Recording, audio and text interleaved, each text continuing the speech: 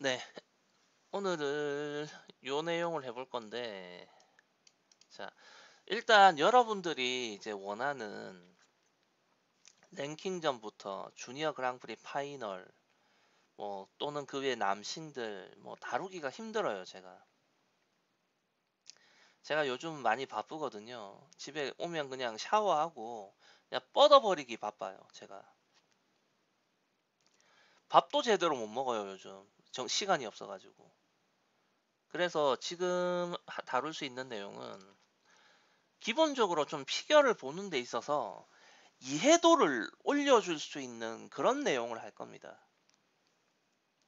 특정 선수의 특정 대회의 특정 연기를 가지고 하는 리뷰 영상은 한동안 좀 힘들어요. 자, 오늘 할 내용이 이거죠. 여자 싱글 스케이터가 소위 말하는 망가지기 쉬운 두 가지 경우입니다. 체형 변화, 말 안 해도 아실 거고, 그 다음이 엣지 교정이에요. 근데 이거는 그냥 안 왔으면 좋은 거죠. 안 오면 좋겠지만 모두에게 옵니다. 제가 지난번 글을 썼듯이 체형 변화가 오지 않는 사람은 없어요. 이건 피겨 스케이터를 떠나서 모두에게 체형 변화는 와요. 다만 많이 오느냐 적게 오느냐의 차이죠. 자, 그럼 이건 그냥 적게 오길 바랄 수밖에 없어요. 그럼 적게 오는 건 어떻게 하느냐? 일단 유전자빨이 필요하고, 그 다음에는 식단 관리. 일단 그런 거 말고는 없습니다. 그 다음에 운동을 통해서 관리하는 거. 그 정도죠. 자, 그 다음에 엣지 교정. 당연히 엣지 교정이 수월하게 잘 풀려서 성공하면 문제가 안 되죠. 여기서는 이것이 실패할 때, 엣지 교정이 잘 안 될 때 생기는 문제인 거예요. 자, 그거에 대해서 한번 좀 얘기를 해봅시다. 자, 먼저 엣지 교정이 잘 안 됐다고 칩시다. 그 시나리오를 한번 짜볼 때 엣지 교정을 시도했어. 자, 예를 들어서 러츠를 교정을 시도했어요. 근데 러츠 교정이 잘 안 돼. 그럼 어떻게 됩니까? 일단 러츠가 컨시가 나빠지죠. 러츠가 나빠져요. 자, 그러면 그 다음에 뭐가 오냐면 러츠를 교정하면 플립이 문제가 생겨요, 또. 자, 일반적으로 엣지 교정을 한다는 건 뭡니까? 러츠나 플립 중에 하나가 롱 엣지란 얘기죠. 이 말은 뭐냐면 러츠와 플립이라는 점프가 동작 구분이 안 돼 있다는 거예요. 자, 그런 상태에서 한 가지 점프를 교정을 하게 되면 나머지 점프도 같이 움직여요. 자, 예를 들어서 러츠와 플립이 모두 아웃 엣지여서 립인 선수가 있다 칩시다. 그럼 이 립을 교정하면 러츠가 변질되고요. 반대로 플러츠인 선수가 있어서 러츠를 교정하면 플립이 변질돼요. 이런 사례는 엣지 교정을 하는 선수들 대부분에게 옵니다. 대부분에게. 대부분에게. 자, 그러고 러츠와 플립이 모두 흔들리게 되잖아요. 이렇게 되면. 그러면 여자 싱글 스케이터에게 있어서 대부분은 트리플 토를 연결 점프로 쓰죠. 그죠? 그 연결 트리플 토까지 나빠져요. 이런 예시가 정말 맞습니다. 자, 트리플 악셀 이상의 점프가 불가능한 대부분의 여자 싱글의 주력 득점원이 러츠 플립 연결 트리플 토예요. 이것들이 기본적으로 안정돼 있어야 나머지 점프 구성이 가능하거든요. 그런데 엣지 교정이 잘 안 되면 이 세 개가 다 흔들리게 돼요. 그렇기 때문에 엣지 교정을 실패한 선수들, 잘 안 되는 선수들, 그런 경우 갑자기 점수가 급락하게 되는 경우입니다. 대표적인 예를 든다면 2019년 그랑프리에서 안 좋았던 이문수의 예를 들 수 있죠.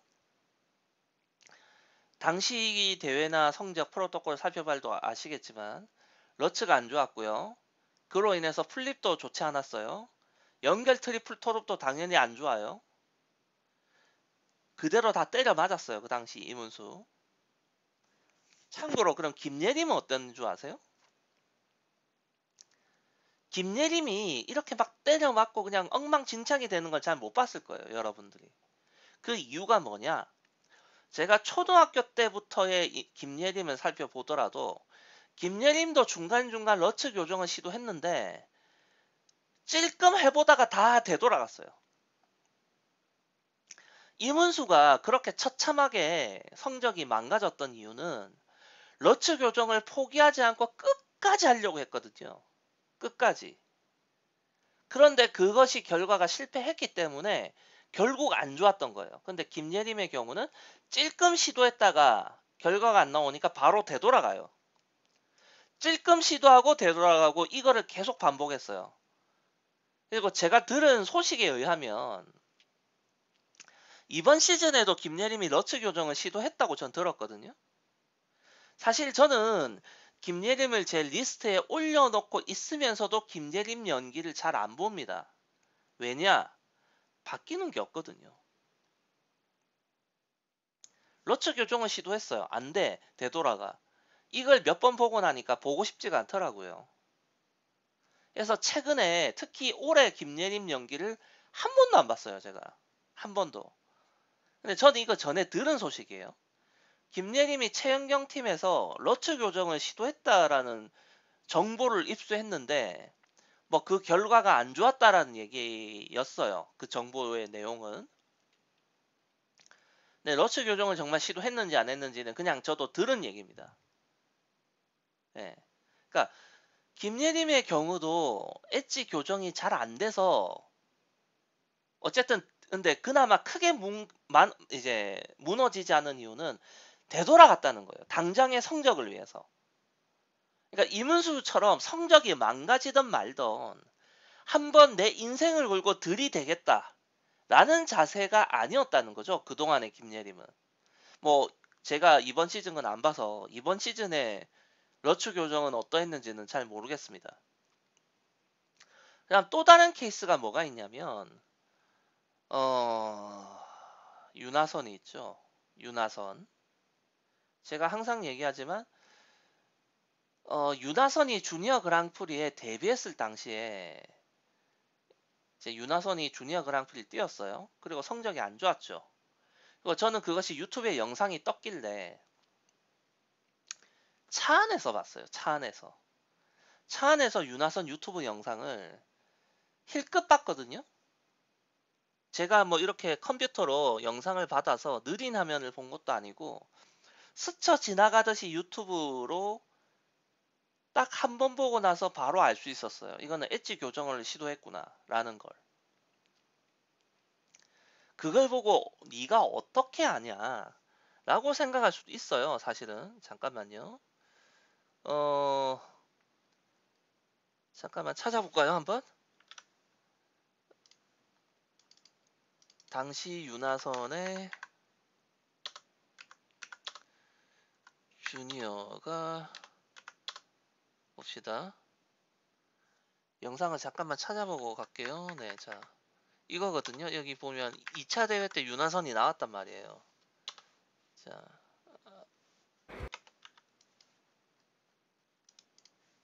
쇼트부터 볼게요. 제가 먼저 본 게 쇼트니까. 자, 이때 이 이건 처음에 더블 악셀 뛴 거고. 자, 그 다음 점프죠. 네, 이게 플립이고. 그 다음에 이게 러츠예요. 네, 이거 보고 난 알았거든. 엣지 교정을 시도했다라는 걸. 이걸 보고 어떻게 하냐라고 한다면 저는 할 말이 없어요. 왜냐하면 저는 이 당시만 해도 여러분 윤하선에 대해서 관심 갖고 있던 사람들 별로 없잖아요. 저는 이 당시에 대한민국의 미래의 탑5급의 선수가 될 거라고 생각하고 지켜보고 있던 선수였거든요. 그래서 6학년 때에 등급 심사 때부터 계속 살펴보고 있었어요. 윤하선을. 이게 플립, 이게 러츠. 예. 그냥 보면 알아요. 저는 계속 보던 점프기 때문에. 뭔가 바뀌었거든. 뭔가 어색하거든요. 다만 이게 참 이게 뭐라고 말을 해야 되지? 저 교정이 있잖아요. 굉장히 이문수가 그때 막 무너졌을 때만큼 크게 교정을 한 것도 아니었다는 거야. 내가 보기엔. 찔끔 교정한 거였는데 윤하선이 못 받아냈어요. 그러고 나서부터 윤하선 어떻게 되느냐? 러츠가 안 돼. 플립도 이상해져. 그럼 당연히 윤하선의 최대 장점은 연결 트리플 토예요. 사실. 원래 윤하선은 연결 트리플 토가 좋은 선수예요. 그런데 그것도 잘 안 되기 시작하죠. 이게 연쇄 반응이에요. 연쇄 반응. 그게 참 제가 안타까운 게 이때 윤하선이 주니어 그랑프리를 2대를 치고 국내 돌아가자마자 바로 최연경 팀으로 옮기잖아요. 근데 이 과정이 너무 안 좋았어요. 시기도 안 좋았고. 자, 일단 팀을 옮긴다 칩시다. 예, 그러면 엣지 교정을 시도하기도 전에 옮겼어야 돼요. 아싸리. 이미 엣지 교정을 이미 시도했다면 이거 예전으로 되돌리는 작업을 해야 돼요. 일단 코치한테는 이렇게 얘기하는 거지. 팀을 옮긴다는 얘기를 미리 할 필요가 없잖아요. 예? 지금 엣지 교정이 우리 애가 지금 바로 좀 안 받는 것 같은데 일단 돌려놓고 컨시를 잡아서 이번 다가오는 랭킹과 종합선수권을 잘 치러서 일단 A팀에 들고 보자 뭐 이런 식으로 얘기를 해서라도 일단 컨시 위주로 다시 돌려놔야 돼. 컨시 위주로. 왜냐면 어떤 팀에서 엣지 교정을 시도했는데 그 과정과 내용에 대해서 그 옮겨갈 팀에서 어떻게 할 거야? 케어가 안 된다니까 이렇게 되면. 그러니까 엣지 교정을 시도하기도 전에 옮기던지 아니면 엣지 교정을 되돌리는 작업을 하고 옮기던지 아니면 엣지 교정을 계속 하던지 나봐서 그랬어야 했는데 윤하선 측은 그렇지를 않았죠.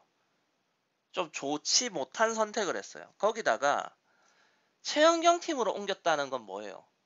뭐 지연정 팀도 아니고 신혜숙 팀도 아니고 뭐 다른 팀도 아니고 최연경 팀이었다.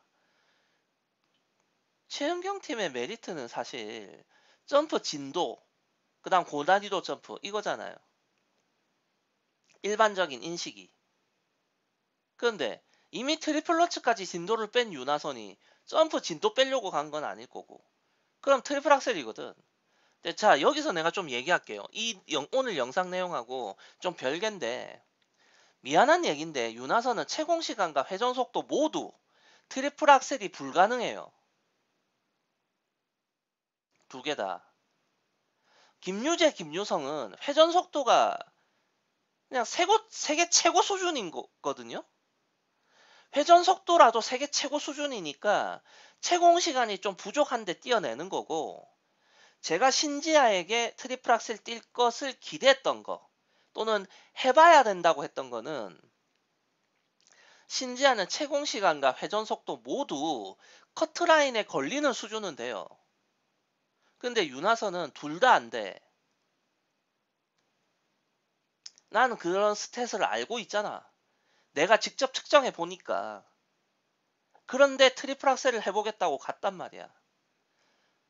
그러니 엣지도 안 돼. 엣지 교정이 실패되고 그게 정리가 안 되니까 러처 플립, 연계 트리플 토가 다 망가져요. 거기다가 트리플 악셀이라도 되면 모를까. 이것도 안 돼. 그럼 대체 여자 싱글 스케이터가 이 상황에서 어떻게 점수를 먹어? 그러니까 나락으로 가는 거야. 자, 그 다음에 체형 변화가 심하게 올 경우를 얘기해 볼게요. 참고로 윤하선은 이것도 왔죠, 결국. 이 위의 상태였는데 여기에 엎친 데 덮친 격으로 체형 변화까지 심하게 왔어요. 심하게. 자, 그러면 체형 변화가 올 경우에 대해서 얘기해 봅시다. 제가 지난번에 체형 변화에 대해서 글 쓴 거 있죠? 그 내용에 따라서 뭐라고 얘기했어요, 제가? 1차적으로 회전력이 느려진다고 얘기했죠. 근데 그 회전력 저하는 가장 먼저 몸이 옆으로 불어나는 것에 예민하게 옵니다. 당연하죠. 몸이 옆으로 불어나면 어떻게 돼요? 공기의 저항을 더 심하게 받잖아요. 그래서 회전력 저하가 오고, 키가 크게 되면 뭐가 문제가 생기냐면 몸의 무게중심이 올라간단 말이에요. 몸의 무게중심이. 몸의 무게중심이 올라가고 이 무게중심에서부터 이 턱 끝까지의 거리가 길어질 거 아니에요. 그죠? 그럼 지렛대 원리에 의해서 회전축이 더 불안정해져요. 아시겠어요? 자, 1m짜리 막대기를 가지고 뭔가 원하는 목표를 찌르는 거하고 2m, 3m짜리 장창을 들고 찌르는 거하고 어느 게 더 쉽겠어? 어느 쪽이 더 정확하겠어요? 예, 그런 원리야. 키가 커지고 턱 끝에서부터 몸의 무게 중심까지의 거리가 길어지기 때문에 회전축이 불안정해질 수 있습니다. 그러니까 간단하게 말해서 그 전보다 점프 자세가 더 정교해야 돼요. 알겠어요? 그러니까 예를 들어서 1도 틀어질 게 2도 틀어질 수 있다는 얘기야. 자칫하면 그런 관점으로 봐야 되는 거예요. 자, 그리고 몸이 옆으로 불던 키가 크던 몸무게가 늘겠죠? 몸무게가 늘어나잖아. 그죠? 몸무게가 늘어나면 어떻게 돼요? 체력 소모가 증가하죠. 체력 소모. 그 다음에 부상의 위험도 올라갑니다. 왜냐? 몸을 띄울 때 더 큰 에너지를 써야 하고 떨어질 때도 더 큰 에너지로 떨어져요. 그러면 착지할 때 각 관절이 받는 어떤 관절에 걸리는 부하, 몸을 띄울 때 몸에 걸리는 부하가 다 늘어나죠. 그래서 부상 위험이 증가합니다. 참고로 이 부상이 와서 체형 변화가 오는 경우도 있고 체형 변화가 와서 부상이 오는 경우도 있어요. 예를 들어서 부상이 와서 운동량이 줄면서 체형이 확 변하는 경우가 있고 체형 변화가 와가지고 아까 했던 얘기대로 몸에 부하가 많이 걸리면서 부상이 생기는 경우가 있거든요. 윤하산의 경우는 부상이 와서 체형 변화가 온 건지 체형 변화 때문에 부상이 온 건지는 정확하게 모르지만 윤하산의 경우는 체형 변화가 일단 주요했다고 봅니다. 저는. 그리고 윤하선의 경우 윤하선이 부상이 있다는 건 나도 알아요. 근데 윤하선의 부상은 단순히 체형 변화가 우선이 아니라 잘못된 점프 자세로 자꾸 점프를 뛰게 되면서 1차적으로 부상이 왔을 가능성이 있다고 봅니다. 저는. 거기다가 체형 변화가 또 때려 먹었을 거예요. 그러니까 지금 이 앞에서 얘기했던 윤하선의 점프가 이상하게 변질되는 그 과정, 그 부분이 선수 그 뭐라고 할까 부상을 좀 야기하는 자세가 돼버렸거든요. 나중에 그러면서 이제 이게 그냥 엎친 데 덮친 게 아니라 엎친 데 덮쳤다가 거기에 다시 또 하나가 더 겹치는 약간 그런 상태로 보여요. 제가 보는 윤하선은. 왜냐면 저는 참 안타깝거든요. 윤하선 상황이. 자, 엣지 교정이라는 거는요. 냉정하게 말하면 안 하면 그만이에요. 감점 롱엣지 판정 받고 감점 받으면 그만이야. 그죠? 완전히 망가지는 이런 걸 피해가려면 피해갈 수 있어요. 엣지 교정 안 하면 되니까. 엣지 판정 받고 감점 받으면 돼. 어떻게 보면. 근데 체형 변화는 피해갈 수가 없어요. 선수들이. 나에게는 작게 오길, 조금만 오길 하고 비는 수밖에 없지. 그냥 역 같은 상황인 겁니다. 체형 변화가 심하게 오면.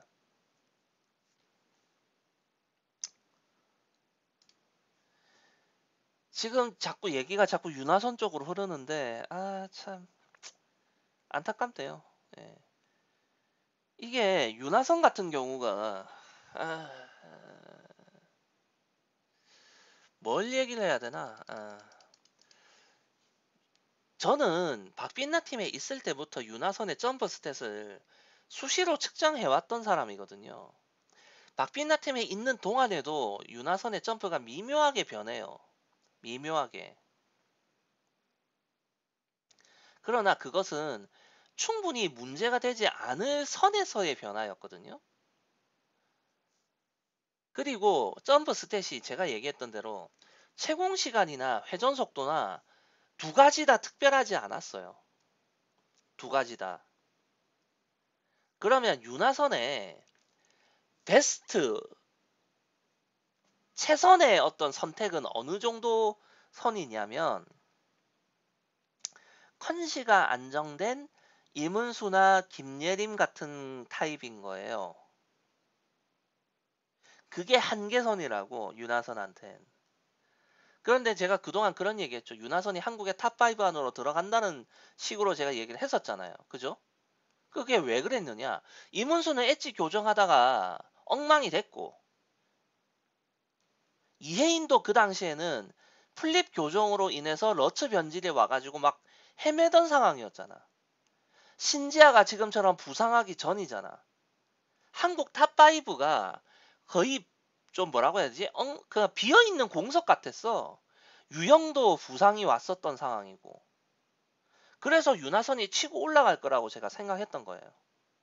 근데 윤하선이 이 상황에 모두 얻어 걸렸어요. 그래서 안타깝다는 겁니다. 진짜 타임머신이라도 있다면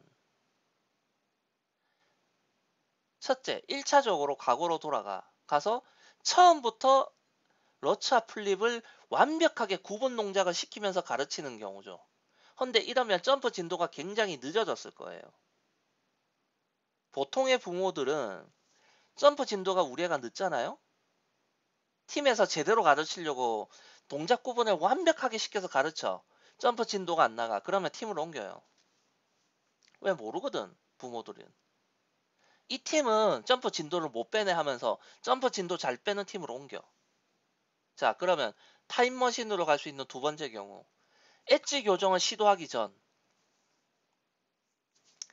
엣지 교정을 시도하기 전으로 간다. 그러면 엣지 교정을 1년 늦춰달라고 했을 거예요, 팀에다가. 왜냐?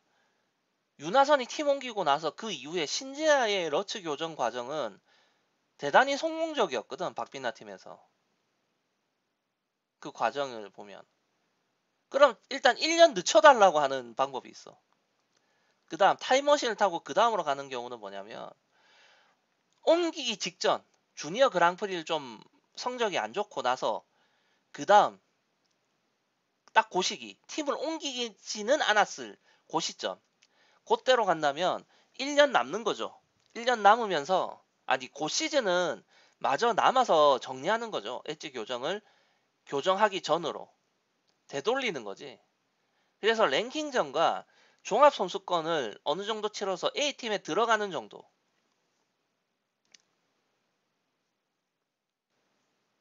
근데 어느 쪽도 아니었어요. 이게 참 체형 변화라는 건 어쩔 수가 없어요. 이거는 유전자의 영향을 따라갈 수밖에 없기 때문에. 그리고 제가 이런 얘기를 해도 되나 모르겠는데 윤하선 선수의 부모님을 본 어떤 저의 정보원에 의하면 부모님들 체격이 다 좀 있다고 하시더라고요. 부모님들 체격이. 애들은 원래 부모 따라가기 나름이거든요. 그래서 윤하선의 체형 변화는 어느 정도는 좀 예견된 것이었다라고 할 수도 있어요. 예, 어느 정도. 그런데 키가 크는 건 막을 수 없어. 냉정하게 말해서. 근데 몸이 옆으로 부는 거는 관리가 되거든요. 근데 이 부분도 실패했거든요. 결과적으로. 결과적으로.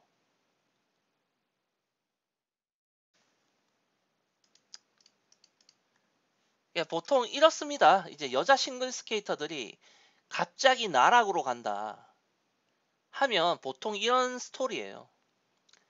자, 그러면 그나마 크게 어 오르락 내리락 하는 이런 게 없었던 케이스가 김예림이죠. 여러분들이 봐도 느낄 거예요. 김예림의 경우가 체형 변화가 적은 케이스라는 거 느낄 겁니다. 안 온 건 아니에요. 김예림도 초등학교 6학년 때, 중학교 1학년 때에 비하면 몸도 불고 키도 컸어. 그러나 상대적으로 적게 온 케이스예요. 거기다가 아까도 얘기했지만 엣지 교정 좀 해보다가 안 되면 바로바로 되돌아갔잖아요. 그래서 김예림이 지금까지 그나마 크게 오르락 내리락이 없는 스케이터로 남아 있을 수 있었던 겁니다. 반대로 오르락 내리락이 심했던 케이스 이문수 이미 얘기했고, 이혜인 얘기를 해볼까요? 자, 이혜인은 플립 교정을 위해서 러츠가 변질됐거든요. 근데 그 변질된 러츠를 또 교정을 해야 되는데, 그 교정을 위해서 제가 뭐라고 얘기했습니까? 그동안 계속 얘기했어. 토핑 높이를 낮췄어요. 근데 이 토핑 높이를 낮추게 되면 뭐가 문제가 되냐면, 이혜인은 도약력이 정상적으로 안 나와요. 왜냐? 이혜인의 경우가 토픽 높이가 원래 자기가 찍던 높이까지 올렸다가 내려 찍을 때는 고관절과 무릎 관절을 모두 활용하는 토픽이 나와요. 그런데 토픽 동작이 낮을 때는 무릎만 가지고 찍어요. 토픽을. 무릎만 가지고 거의. 즉 자기가 쓸 수 있는 관절의 힘을 절반만 써야 되는 거예요. 그러니까 러츠가 도약력이 정상적으로 안 나와요. 그러면 연결 트리플도 안 되겠죠? 플립은 애초에 립이어서 교정한 거죠? 세 개가 다 흔들리는 거예요. 역시나. 그러니까 이번 그랑프리를 봐도 나오잖아. 어쩌다가 러츠가 성공했는데 그땐 또 하필 연결 트리플토가 문제가 생기죠. 그거는 앞에 러츠의 문제인 거예요, 사실. 연결 트리플토의 문제가 아니라 다 연결되는 겁니다, 이게.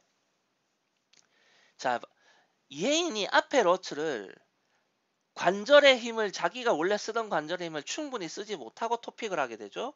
거기다가 낮은 토픽이죠. 점프의 리듬이 짧아져요. 원래 자기가 뛰어야 되는 리듬이 하나 둘인데 하나 둘 이렇게 뛰어버려야 된다고요. 그러면 리듬이 짧아지고 호흡이 짧아져. 그러면 연결 트리플 토에도 이게 연결되거든. 이게 왜 연결되느냐? 이혜인은 연결 트리플 토의 호흡도 긴 편이거든. 다른 스케이터에 비해서. 즉 러츠와 플립을 모두 호흡을 어느 정도 길게 가져가는 타입인데 앞에 호흡이 짧게 주고 러츠를 뛰니까 뒤에 연결 트리플 톡까지도 호흡이 짧아져요. 그러면서 자기 도약력을 다 못 내. 그래서 자꾸 그랑프리가 안 좋은 거예요. 지난 시즌이나 이번 시즌이나. 왜? 그랑프리는 판정이 어찌 될지 모르거든. 엣지를 잡을지 안 잡을지 모른단 말이야. 그러니까 자꾸 토픽 높이를 낮게 가져가. 지난 시즌도 그랬고 이번 시즌도 그렇고. 자, 그럼 지난 시즌에 4대륙이 좋았고 월드가 좋았던 이유? 엣지를 안 잡았잖아요. 4대륙 월드 팀 트로피 다 엣지를 느슨하게 잡았잖아. 그러니까 이혜인이 자기 힘을 다 쓸 수 있는 높이까지 토를 들어 올렸다가 찍었다고요. 자, 4대륙 때 쇼트에서 안 들었거든요. 쇼트 안 좋았잖아. 근데 쇼트에서 보니까 엣지를 아무도 안 잡네? 그래서 풀에서 들었죠? 풀이 좋았죠? 역전 우승했죠? 그러고 나서 한국에 들어와서 종별 선수권 했어. 이혜인 토픽 높이 다시 낮아졌어요. 그리고 종별 선수권 말아먹었어요. 월드 갔어. 월드에서는 이제 처음부터 그냥 토픽 높이 들었어요. 그래서 은메달 땄죠. 팀 트로피 역시 들었어요. 쇼트 프리 다 1등 했죠. 그럼 이번에는 그랑프리 가서 다시 낮췄어. 이해됩니까? 그러니까 이혜인의 성적은요. 토픽 높이를 어떻게 하느냐고 달린 거야. 그럼 이렇게 생각할 수 있겠죠. 그냥 계속 들면 안 되냐. 그건 이제 엣지 판정이 잡혀버리잖아. 그러면. 이게 왜 중요하냐면 그랑프리에서 엣지 판정이 계속 나오기 시작하면 아무리 엣지 판정이 느슨한 대회가 되더라도 이혜인은 엣지가 문제가 있다는 인식이 생겨버리잖아요. 팀에선 그걸 피하고 싶을 거고 그리고 가장 궁극적인 건 그랑프리가 됐던 4대륙 월드가 됐던 엣지 판정을 피해가기 쉬운 낮은 토픽에서 점프가 안정화되면 더 좋겠죠. 그렇잖아요. 그러면 들었다 내렸다 할 필요가 없으니까. 그러니까 지금 현재 EA는 지금도 엣지 교정을 하면서 대회를 치르고 있는 거나 마찬가지라는 겁니다. 아시겠어요? 그러니까 지금 시니어에서 그랑프리에서 안 좋은 거예요, 성적이. 그러니까 지금 시니어 성적이 안 좋은 이유는 김예림 뭐 제가 직접 본 건 아니지만 이번 시즌에 최영경 팀 가서 러츠 교정을 했다라고 들었고 EA는 지금도 계속 토픽 높이 조절해가면서 엣지 조절하고 있고 유영은 아직 부상의 여파가 완전히 가셔지지 않았고요. 이러니 시니어들 성적이 좋을 수가 없는 거예요. 김채연도 플립 교정을 약간 했잖아요. 이해돼요? 그러니까 엣지 교정이 수월하지 못한 스케이터들이야 전부 다. 유영도 플립 교정했잖아. 플립 자세 고치려고 하고 있거든요. 그게 잘 안 돼서 그렇지. 그러니까 대한민국에 김예림, 이혜인, 유영, 김채연 다 엣지 교정이 수월하지 않았던 케이스들이에요. 이해됐습니까? 그러니까 성적이 뭔가 흔들릴 때는요. 다 이유가 있어요. 근데 너네들은 왜 자꾸 이것만 얘기하니? 이 돌대가리들아. 그 피겨 스케이팅 그쪽 갤러리 그 버러지들 말을 좀 듣지 마. 내가 어쩌다가 가보는 경우가 있어. 피겨 스케이팅 갤러리 뭐 피겨 선수 갤러리 뭐만 하면 다 체형 변화래. 쓰레기 같은 것들 같으니라고 진짜. 그 버러지들이야 그냥. 좆도 모르는 것들이.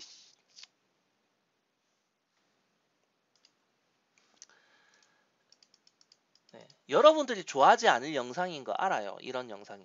선수 연기 영상 보면서 연기 보면서 실제 영상을 보면서 얘기해주면 훨씬 좋겠죠. 그런데 여러분들이 내 말을 이해할 수준이 돼야지. 일단은 기본적인 여러분들이 점프를 바라보는 이해도가 올라가야지 뭐가 얘기가 돼요. 그래서 이런 영상을 만들었으니까 그냥 이런 걸로 만족하세요. 지금은 제가 시간이 없습니다. 예, 여기까지.